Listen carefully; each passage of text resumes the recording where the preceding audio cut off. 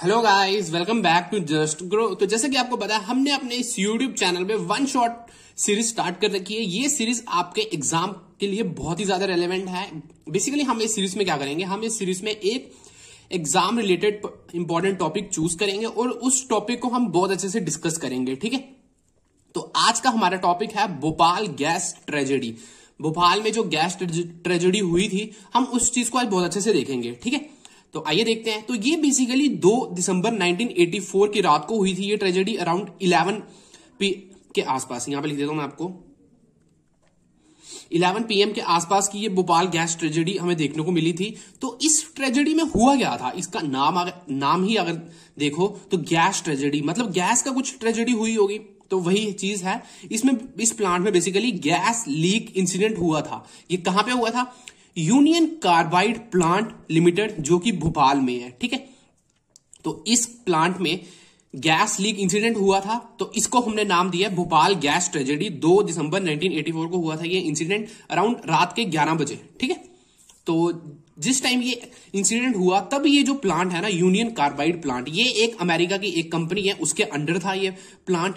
तो अब आइए देखते हैं, अगर हम बात करें कैजुअलिटीज की, लाइफ कैजुअलिटी, तो around 4,000 to 5,000 people were killed in this incident. ठीक है, तो इस पूरे इंसिडेंट में कितने लोगों की जान गई थी? अराउंड 4 से 5,000 लोग मारे गए थे। ठीक है, अब हम बात करते हैं आपके एग्जाम पॉइंट ऑफ रेलेवेंस से। 2 चीजें आपको बहुत ज्यादा इंपॉर्टेंट है। वो ये पूछ सकता है उस प्लांट का नाम क्या था, वो हुआ कब था इंसिडेंट। ठीक है, और तीसरी चीज जो पूछेगा कि कौन सी गैस के कारण वो इंसिडेंट हुआ, तो बेसिकली उस गैस का नाम है मिथाइल आइसोसाइनाइड गैस। तो अगर हम बात करें इसको शॉर्ट फॉर्म में क्या कहते हैं, हम MIC करके भी कहते हैं। तो इस चीज को आप अपनी नोटबुक पे as it is note down कर लेना। ठीक है, अब आइए आगे देखते हैं। अब हम जानेंगे, ये तो हमने देख लिया कि क्या हुआ था। अब हम जानेंगे रीजंस, इसके पीछे के रीजंस क्या थे। Safety concerns and improper maintenance. सबसे बड़ा रीजन जो बताया जाता है कि सेफ्टी, प्रॉपर सेफ्टी थी नहीं उस टाइम पे, है ना, जिसके कारण ये इंसिडेंट हुआ इतना बड़ा। और इम्प्रॉपर मेंटेनेंस, मतलब मेंटेनेंस भी नहीं थी। अब जैसे फॉर एग्जांपल कोई एक फैक्ट्री हम एग्जांपल ले लेते हैं, तो उस फैक्ट्री को क्या चाहिए, उसको टाइम टू टाइम उसकी सेफ्टी कंसर्न्स चेक करे जाने चाहिए और उसकी प्रॉपर मेंटेनेंस होनी चाहिए कि अगर कोई भी उसमें कुछ डिफेक्ट पाया जाता है तो उसको जल्दी से जल्दी ठीक किया जाए ताकि कोई कैजुअलिटी ना हो। ठीक है, तो इसका बेसिकली कारण थे safety concerns and improper maintenance, इसके एक बड़े कारण बताया जाता है। ठीक है, अब हम आगे देखते हैं।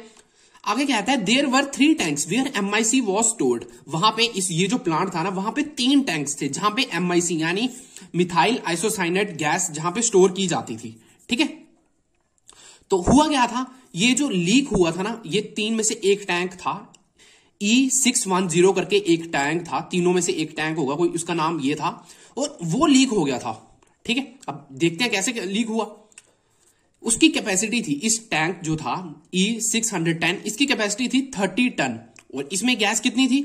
42 टन। आप देख सकते हैं अराउंड 12 टन ज्यादा गैस हमने इसमें फिल कर रखी है। ठीक है, कैपेसिटी और जिसकी 30 है, उसमें अगर हमने 42 अगर इतनी ज्यादा फिल कर रखी है और विदाउट प्रॉपर इम्प्रॉपर मेंटेनेंस और नेग्लेक्टिंग सेफ्टी कंसर्न्स, तो इतना बड़ा ये इंसिडेंट तो ऑटोमेटिकली होना ही था। ठीक है, ये कोई मतलब नहीं बनता है कि आपने 30 टन जिसकी कैपेसिटी है, उसमें हम 42 टन तक गैस भरे। ठीक है, तो अब आगे देखते हैं उसके कारण क्या हुआ था। 40 metric tons of MIC escaped in the atmosphere. अब इसके तहत क्या हुआ था, देखते ही देखते रात में 40 मेट्रिक टन जो मिथाइल आइसोसाइनेट गैस थी वो एटमॉस्फेयर में एस्केप हो गई थी। तो मतलब ऑब्वियसली कि जो गैस थी, जो हवा ही वहां की अगर इतनी पॉल्यूटेड बन गई थी, मतलब काफी ज्यादा पॉइजनस गैस ये आई थी सामने के, बहुत कैजुअलिटीज हुई थी। ठीक है, वॉर कैजुअलिटी सॉरी मतलब। तो अब हम देखते हैं जिसके कारण 4 से 5,000 लोगों की जान गई थी। ठीक है, तो आई होप सो आपको ये चीज बहुत अच्छे से समझ आ गई होगी, भोपाल गैस ट्रेजेडी। और आने वाली नेक्स्ट सीरीज को भी हमारे चैनल पे जरूर सपोर्ट करें। आपको नेक्स्ट 1 टॉपिक सीरीज जरूर देखने को मिलेगी हमारे इस चैनल पे। थैंक यू, जय हिंद।